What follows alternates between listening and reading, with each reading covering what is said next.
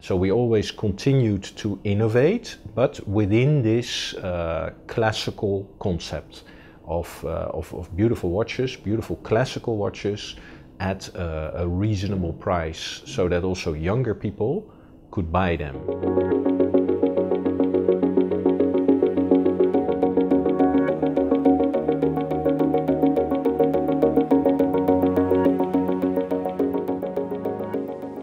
We started the company in 1988, my wife and myself.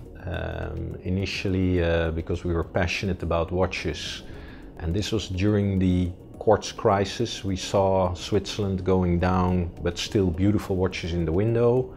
And then when we would be traveling to Asia and later on expatriated in Asia, we saw many of the new technology watches which were much less in price, but typically did not have very nice designs. So when we would be then in Switzerland and stand in front of the window, see those beautiful Swiss watches far too expensive, we asked ourselves, why don't we make a classical version of those?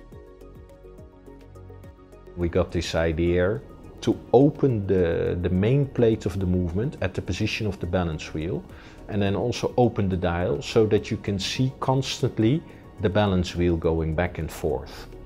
And we coined that the heartbeat, because it's the heart of the movement, the balance, and it beats back and forth. We came from the Dutch watchmaking school. We had this visit. We visited Patek Philippe, Rolex, we visited Frederique Constant, and also Frederique Constant, because it was a Dutch manufacturer. Very small at the time, like 10 people working for the company.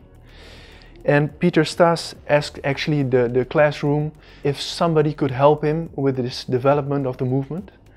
And I was like the only one who said, yeah, I don't know how to do it, but I'll try. And he said, okay, let's do it. Every good product begins with a good idea. We start to construct the movement inside the computer. It's actually a 3D drawing of the movement, which allows us to produce it downstairs in our basement.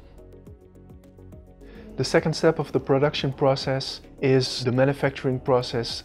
So that means that we're making a prototype and we're starting with this big brass plates, and actually the final product, after phrasing and cutting it out, will be this nice parts of the movement. And that's where we're making these first prototypes with. This next step is the assembly of the movement. So the movement parts we have, it depends on the complexity of the movement, but it is between like 100 parts for a mechanical hand-wound movement until a minute repeater of like 400 parts. And this is all assembled here in-house in our workshop here on the first floor.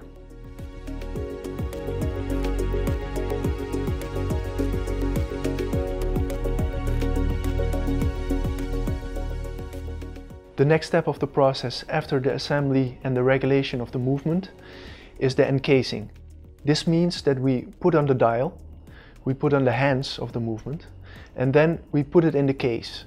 This is a very difficult part of the assembly because every small dust particle that is inside the movement that is very bad, because you can imagine you have oils, you have things turning around, and it could be a disaster when something like that stays in the movement. The last step of the process is actually the quality control. We are going to check a couple things. First of all, we're going to check the visual aspect of the watch. So this means if there are scratches, dust particles on the dial. If this is correct, then we are checking the water resistancy of the watch. We have special machines for that. And then the final thing we check is the rate of the movement. This means we check if the mechanical movement is running fast or it's running slow. If all this is correct, we can put on the strap and the watch is going to its final customer.